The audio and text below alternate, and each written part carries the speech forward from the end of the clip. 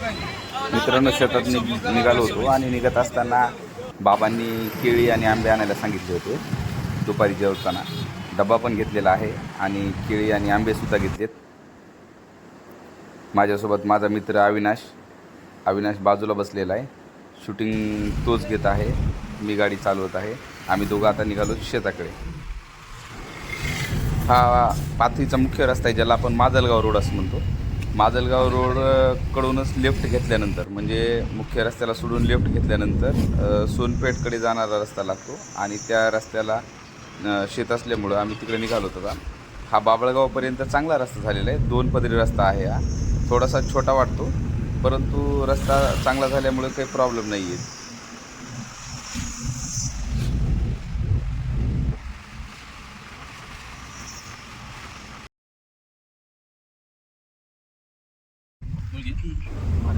परत टाकळगाव आणि तांड्याच्या अलीकडूनच लेफ्ट घेतल्यानंतर मग शेतात जायला हा कच्चा रस्ता लागतो.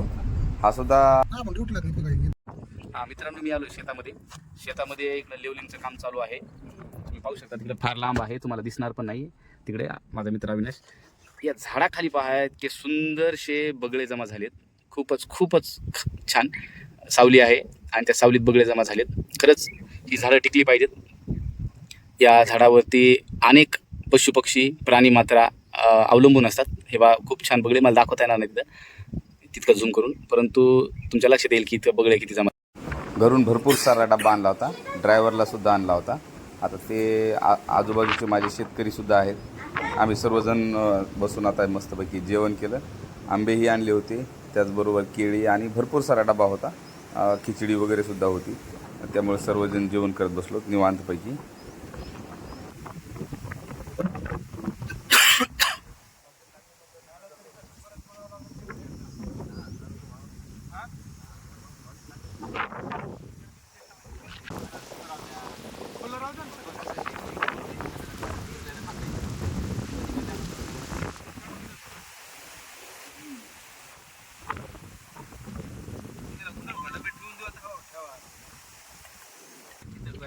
टाकले खाली दे ते वरी टाका म्हणजे एखादा आला असं बाजूला त्याच्यात. पप्पा स्वतः त्या मुलाबरोबर ट्रॅक्टरमध्ये बसले होते, त्याला समजून सांगायला काय करायचं होतं. आणि लेवलिंगचं अशा पद्धतीने काम चालू होतं.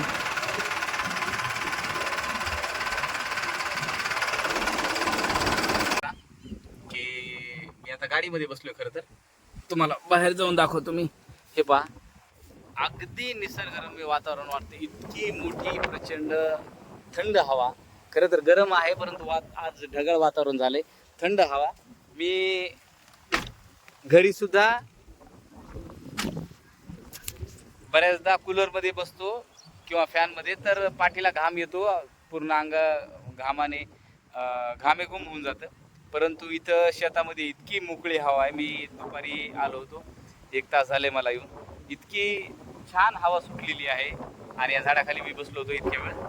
पहा, निसर्गरम्य वातावरण आहे या ठिकाणी शेतामध्ये. ट्रॅक्टरचं लेवलिंगचं काम चालू आहे, मी त्यासाठी चालू होतो. तर निसर्गामध्ये खूप अद्भुत अशी शक्तीसुद्धा आहे आणि निसर्ग खूप भरभरून देतं आपल्याला. इतक्या उन्हाळ्यामध्ये सुद्धा या ठिकाणी शेतामध्ये प्रचंड गारवा आहे आणि उष्णता जरी असली वातावरणामध्ये, तरी सुद्धा झाडाच्या खाली सावली, खूप जास्त सावली आहे. आणि या ठिकाणी ही झाडं आहेत, मोठमोठी झाडं आहेत, म्हणून त्याच्यामुळे एक गारवा या ठिकाणी वाटायला लागतो आपल्याला. बाकी काय, झाडं लावणं गरजेचं आहे. मी सुद्धा आता यावर्षी खूप झाडं लावायचा संकल्प घेतलेला आहे. झाडं लावणं फार गरजेचं आहे. वैश्विक तापमानामध्ये वाढ होत आहे दरवर्षी आणि उन्हाळ्यामध्ये तापमान हे वर्षानुवर्ष वाढत आहे. बाकी काय, तर कधी कधी असा फेरफटका मारला तर काहीतरी निसर्गामध्ये वेगळं काहीतरी पाहायला भेटतं आपल्याला आणि आपल्याला सुद्धा एक विरंगुळा होतो आपल्या डेली रुटीनमधून. तर या ठिकाणी तुर्तास एवढंच आभाळ आलेलं आहे, ढगाळ वातावरण झालेलं आहे. बहुधा पाऊस सुद्धा येईल सायंकाळी. मस्त वातावरण झाले, खास पावसाचं वातावरण झालं तर तितकं खास वाटतंय. बगळे पण या ठिकाणी आलेले, खूप सारे बगळे आहेत आणि ड्रायव्हरने खूप रोमॅन्टिक असे गाणे लावलेले आहेत.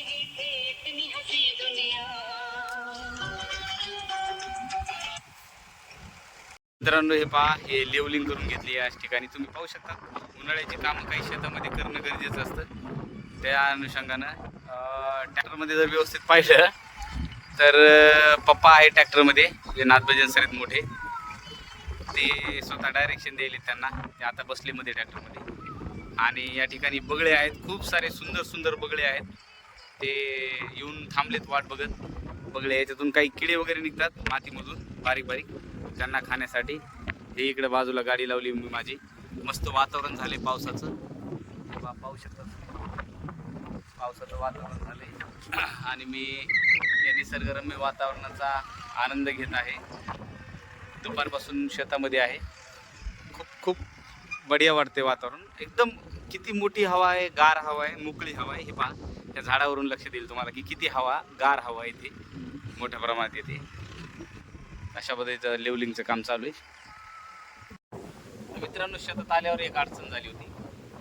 माझ्यासोबत माझा मित्र जो आला होता अविनाश, तो निघून गेलाय लवकर. आता एक बाबाची गाडी आहे, मोटरसायकल. बाबा मोटरसायकलवाले होते. ती मोटरसायकल तिकडेच असल्यामुळं ती नेण्यासाठी आता मला कोणाला तरी बोलवलं आहे. एक आहेत आले ते दोघं जण. आमचा पप्पू एक आलाय आणि जय सर आले, दोघं जण ती गाडी घेऊन जाण्यासाठी. कसं वाटायला वातावरण? हा,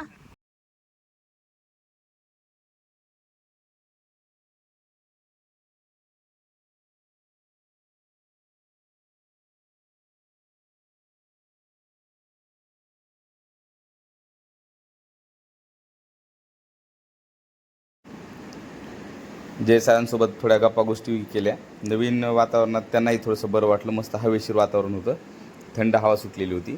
पावसाची भीती होती म्हणून पप्पांची जी मोटरसायकल होती ती पप्पांनी जर चालवली तर पावसात भिजून जातील, म्हणून मग मी ह्या दोघांना बोलवलं होतं ती मोटरसायकल घेऊन जा म्हणून. आणि पप्पांना मी गाडीमध्ये घेऊन जाणार होतो. मग थोडंसं ते पण थांबले. ते पाऊस जरी थोडासा येण्याची चिन्ह असतील तरीसुद्धा त्यांना जाण्याची इच्छा नव्हती, ते थांबले. मित्रांनो, कधी कधी आपलं जे रुटीन असतं त्या रुटीनमधून बाहेर पडल्यानंतर एखादा असा उन्हाळा दिवस आपल्या आयुष्यामध्ये येतो आणि मग तो जगत असताना परिपूर्ण जगण्याचा प्रयत्न केला पाहिजे. खरं तर इथे गावाकडे आल्यावर, शेतात आल्यावर रेंज येत नाही एअरटेलला बऱ्याचदा. तर मग अशा वेळेला जे लोकांचा संपर्क असतो तुटतो आणि मग आपण आपल्याच एकट्यापुरतं मर्यादित होतो अशा वेळेला. आणि आयुष्य जे आहे हे फार छोटं आहे. आणि म्हणून मी तर काय करत असतो, किंवा काही असं दिवस जगत असेल तर मी त्याला कॅप्चर करण्याचा प्रयत्न करतो. हे एक आठवणी असतात ज्या आपल्या आयुष्यामध्ये ते साठवून राहतात. आपण दिवसभर, आता मी दिवसभर काम केलंही असतं, शेतामध्ये थांबलोही असतो आणि त्याला कॅप्चर केलंही नसतं, तरी फरकही पडला नसता. पण केल्यानंतर हे ज्यावेळेला मीच माझ्या आठवणी पाहतो, त्यावेळेला 2-4 वर्षानंतर, त्यावेळेला मला त्याच्यामधून काही ना काही नवीन गोष्टी पाहायला भेटतात. म्हणून मी ते नेहमीच व्हिडिओच्या माध्यमातून कॅप्चर करण्याचा प्रयत्न करत असतो.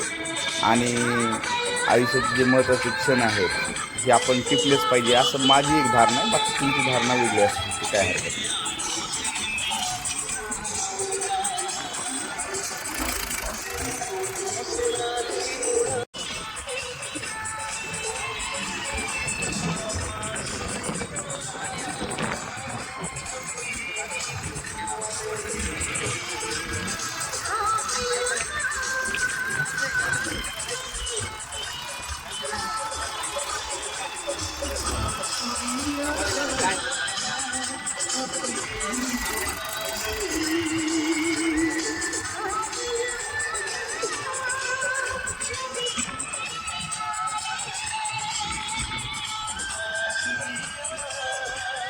इंडिया कितना आगे बढ़ रहा है नहीं, तो इन्वेस्ट कहाँ करूँ? इंडेक्स म्यूचुअल फंड से शुरू कर, इंडिया बढ़ेगा, सेंसेक्स छुटेगा और साथ में तेरा इन्वेस्ट.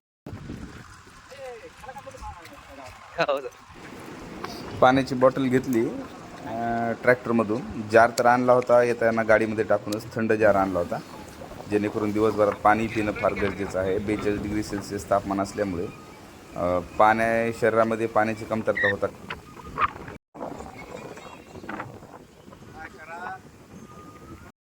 मित्रांनो, आज 27 मे आहे. आम्ही शेतामध्ये आहोत, लेवलिंग करतो. या ठिकाणी तुम्ही पाहू शकता पप्पा आहेत या ठिकाणी आहे. पप्पा तरी 10:30 वाजल्यापासून आलेले आहेत, मी तरी फार उशिरा आलो. या ठिकाणी शेतीची आंतरमशागतीचे जे कामं आहेत ते करून घ्यावं लागतात उन्हाळ्यामध्ये. आज 42 डिग्री सेल्सिअस टेम्परेचर आहे, परंतु शेतामध्ये अशी झाडं असल्यामुळं या झाडाच्या सावलीमध्ये आणि गार हवा असल्यामुळं चांगलं वाटते. मी ते बा माझी गाडी घेऊन आलो होतो. पप्पा तरी मोटरसायकल घेऊन आले होते आणि मी गाडी घेऊन आलो होतो.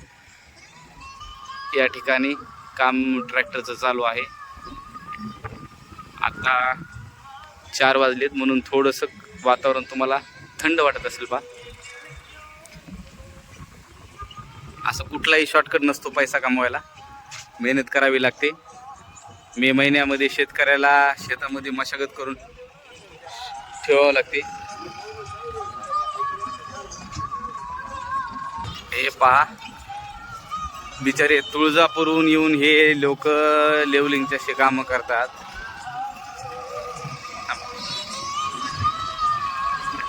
आता गाणे ऐकल्याशिवाय त्यांना मजा येत नाही काम करायला. त्यांना ऐकू सुद्धा येत नाही. मी जरा त्यांना आवाज दिला तर ऐकू येणार नाही पोरांना. छाडी 4 व्हीलर गाडी शेतात डायरेक्ट येते. पात्रीतूनच हा मुलगा याने नाश्ता केला नव्हता, याच्यासाठी डबा आणला होता. आम्ही सर्वांनी जेवण केले फर्स्ट क्लासपैकी.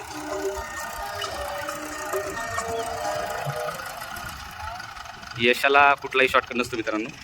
शेतकऱ्याला सुद्धा कष्ट करावे लागतात. आता तसा मी अर्धवट शेतकरी आहे, पूर्णपणे नाही आहे. परंतु कुठलाही महिना असो, अगदी वारा, पाणी, पाऊस आणि कडाक्याचं ऊन, तरी अंतर्गत मशागती हे शेतकरी करतात. शेतामध्ये ज्याची त्याची कामं चालू आहेत. कुणाचं ठिबकचं काम चालू आहे, कुणाचं काही काम चालू आहे, नांगरणी वगैरे, जे ते आपल्या पद्धतीने कामं करत राहतात. आता निसर्गाचा जो समतोल आहे तो बिघडलेला आहे झाड नसल्यामुळे.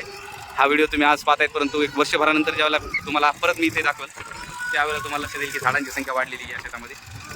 चला मग आता या ब्लॉगला इथेच थांबवतो आणि तुमची रजा घेतो. बाय मित्रांनो. हे माझा मित्र आहे आता सुजल. ह्या सुजलच्या माध्यमातून सगळं आम्ही आता हे लेवलिंग केले पाहिजे. सगळं शेत सुजलचं ट्रॅक्टर आहे ते सर्व, आणि त्यानं ते लेवलिंग केली. सुजल कुठला आहे तू? पंढरपूरहून येऊन पहा, मराठवाड्यामध्ये पंढरपूरहून येऊन एवढ्या उन्हामध्ये येऊन ही लेकरं काम करतात. खरं तर मराठवाड्यातल्या तरुणांनी आदर्श घ्यावा त्यांचा. आज 42 डिग्री सेल्सिअस तापमान आहे. सकाळी 10:30 वाजल्यापासून सुरू आहे का? अख्खं शेत लेवलिंग झालेलं आहे सकाळी 10:30 वाजल्यापासून. आणि आम्ही सकाळी सोबतच सुद्धा दुपारचं जेवण सुद्धा तुम्ही व्हिडिओच्या माध्यमात बघू शकता. दुपारचं जेवण पण केलंय. आणि हे शेत पहा, हे अशा पद्धतीने सर्व ही पूर्ण लेवलिंग कंप्लीट झाली शेताची. आता हे ट्रॅक्टर आहे, आता घरी निघालेलं. चलो बाय.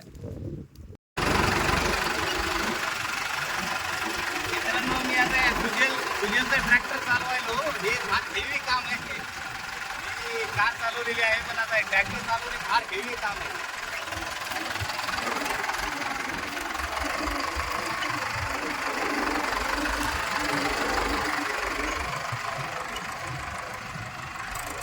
तर बघा, आपले सर ट्रॅक्टर चालवायला लागलेत. यांनी आधीवर कार चालवलेले आहे, आतापर्यंत ट्रॅक्टर चालवलेलं नाही, तरी पण हे जॉईन करून घेतलेलं आहे यांनी. एकदम खास ट्रॅक्टर चालवत आहेत सर.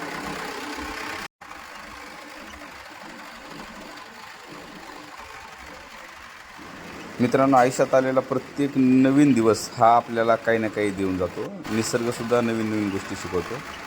आज शेतीच्या कामानिमित्ताने मित्रांनो, खरंच खूप अवघड काम आहे शेती करणं. मी 12:30 वाजता शेतामध्ये आलो होतो, तेव्हापासून आतापर्यंत आहे. आता काम संपलेलं आहे, 4:45 वाजलेत. आता मी घराकडे जात आहे. ट्रॅक्टरही गेलेलं आहे शेतातून. आणि बाबा तुम्ही पाहू शकता, पाठीमागून सर येत आहेत मोठे, म्हणजे वडील. आणि आता पाणी होतं, थोडं तोंडावर मारलं. खरंच अवघड काम आहे. शेती करणं इतकं काही सोपं नाही आहे, त्रासदायक आहे. आपल्याला पिकनिक म्हणून शेती फार आवडते, किंवा एखाद्या दिवशी हॉलिडेज आहे, हॉलिडेजला आपण शेतीमध्ये आलं पाहिजे आणि शेती केली पाहिजे असं आपल्याला वाटणं साहजिक आहे.